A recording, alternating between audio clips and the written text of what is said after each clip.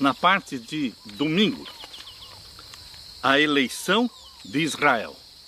Israel foi escolhido. Deus poderia ter escolhido qualquer outra nação. Por que Deus escolheu exatamente Israel? Porque Deus fez de Israel uma nação especial, reino de sacerdotes. Queridos, não foi por merecimento de Israel.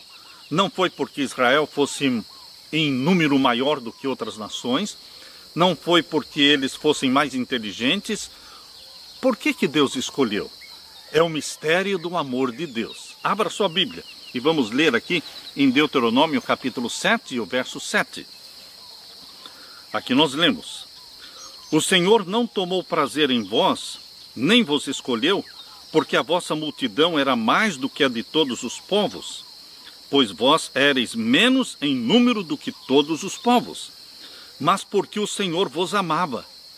E para guardar o juramento que jurara a vossos pais, o Senhor vos tirou com mão forte e vos resgatou da casa da servidão, da mão de Faraó, rei do Egito. Queridos, é o mistério do amor de Deus. Ele escolheu a descendência de Abraão. A tradição judaica ensina que Deus fez aliança com Israel somente porque as outras nações rejeitaram. Não, queridos.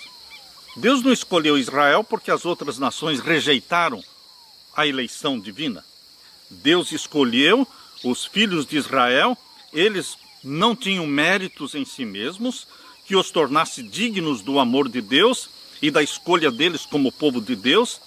Eles eram poucos em números e, como um grupo de tribos escravizadas, eles eram fracos sob o ponto de vista político e militar. Além disso, em termos de cultura e religião, eles eram uma mistura, irrelevantes e sem muita influência.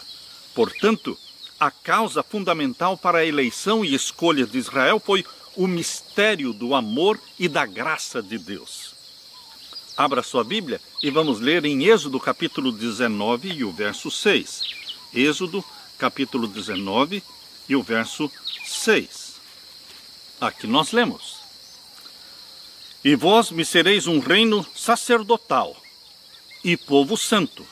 Deus tinha que ter um povo na terra para ser o seu representante, o pregador do Evangelho, aqueles que exaltariam a lei de Deus, aqueles que chamariam a atenção do mundo todo para o Deus Criador dos céus e da terra. Por isso Deus escolheu a descendência de Abraão. Vós me sereis um reino sacerdotal e um povo santo, um povo diferente. Estas são as palavras que falarás aos filhos de Israel. Nós lemos também em Isaías capítulo 56 e o verso 7. Isaías capítulo 56 e o verso 7. Veja o que Deus diz. Aqui lemos: Também os levarei ao meu santo monte, e os festejarei na minha casa de oração. Os seus holocaustos e os seus sacrifícios serão aceitos no meu altar, porque a minha casa será chamada casa de oração para todos os povos. O plano de Deus não era salvar somente Israel. Não, queridos. O plano da salvação é para todos os povos, todas as pessoas. Mas Deus tinha que ter um povo missionário, um povo que fosse a célula hospedeira do Espírito Santo, um povo que fosse possuído pelo Espírito Santo e fossem o rosto de Deus para a humanidade, fossem a boca de Deus, a voz de Deus falando do Evangelho eterno para o povo, para as nações da terra. Por isso, o plano de Deus mencionado aqui em Isaías 56, verso 7, é que a casa de Deus seria chamada a casa de oração para todos os povos. Nada de exclusivismo. Vamos ler também Hebreus capítulo 2, verso 9. Hebreus capítulo 2 e o verso 9. Vemos, porém, coroado de glória e de honra aquele Jesus que fora feito um pouco menor do que os anjos. Como Jesus foi feito um pouco menor do que os anjos? Ora, queridos, nós seres humanos, nós fomos criados um pouco menor do que os anjos. Por isso, quando Jesus Cristo assumiu a forma humana, nasceu como um de nós, como homem, se tornou carne, como diz lá em João capítulo 1, verso 14, e o verbo se fez carne e habitou entre nós. Ele aqui estava na posição de um homem. Ele não veio para viver como Deus na terra. Ele veio para viver como um de nós, como um homem, mas em submissão, em obediência ao Pai. Neste estado de humilhação de Jesus Cristo, na sua encarnação, vivendo na terra, ele era menor do que os anjos. Por isso, este verso aqui de Hebreus capítulo 2, verso 9 diz: vemos, porém, coroado de glória e de honra aquele Jesus que fora feito um pouco menor do que os anjos. Mas, queridos, depois que ele morreu na cruz, ressuscitou e subiu ao céu, ele voltou a usar os seus poderes divinos. Ele nunca perdeu os poderes divinos, mas ele não usava os poderes divinos dele. Vivia como homem na dependência do Pai. Mas após a ressurreição, glorificado, Jesus Cristo voltou a usar os seus poderes divinos, porque ele é Deus, sempre foi Deus. Agora ele não é um pouco menor do que os anjos. Agora ele é o Deus. Foi ele quem criou todos os anjos. Por isso, queridos, você e eu, resgatados por Jesus Cristo, hoje nós somos um pouco menor do que os anjos, mas no novo céu e na nova terra, nós vamos ocupar uma posição superior à dos anjos, porque nós somos irmãos do Criador dos céus e da terra. E aqui diz, por causa da paixão da morte, para que pela graça de Deus provasse a morte por todos. Por quem Jesus Cristo provou a morte? Por todos.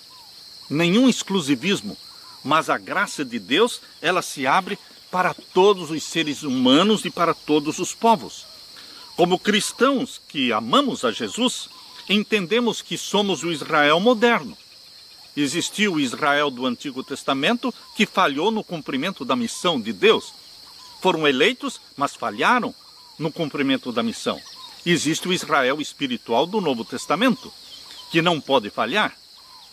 Entendemos que nós, como cristãos que amamos a Jesus, fazemos parte deste Israel espiritual, chamados pelo Senhor, não para sermos os únicos redimidos, mas para proclamar ao mundo a mensagem de redenção no contexto das 3 mensagens angélicas.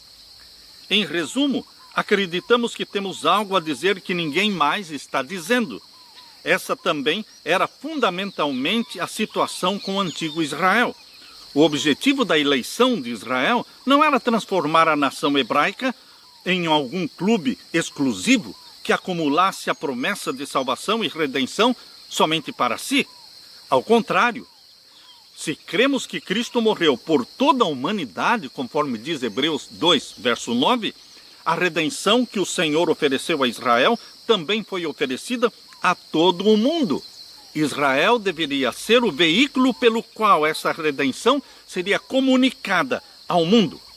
Você, como igreja de Deus, você como filho e filha de Deus na terra, você também foi chamado para fazer a mesma coisa, escolhidos para pregar aquilo que não está sendo pregado, as 3 mensagens angélicas, os 3 últimos apelos de Deus para a humanidade.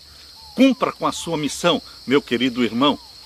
Seja revestido do Espírito Santo e pregue as 3 mensagens angélicas de Apocalipse 14. Aleluia!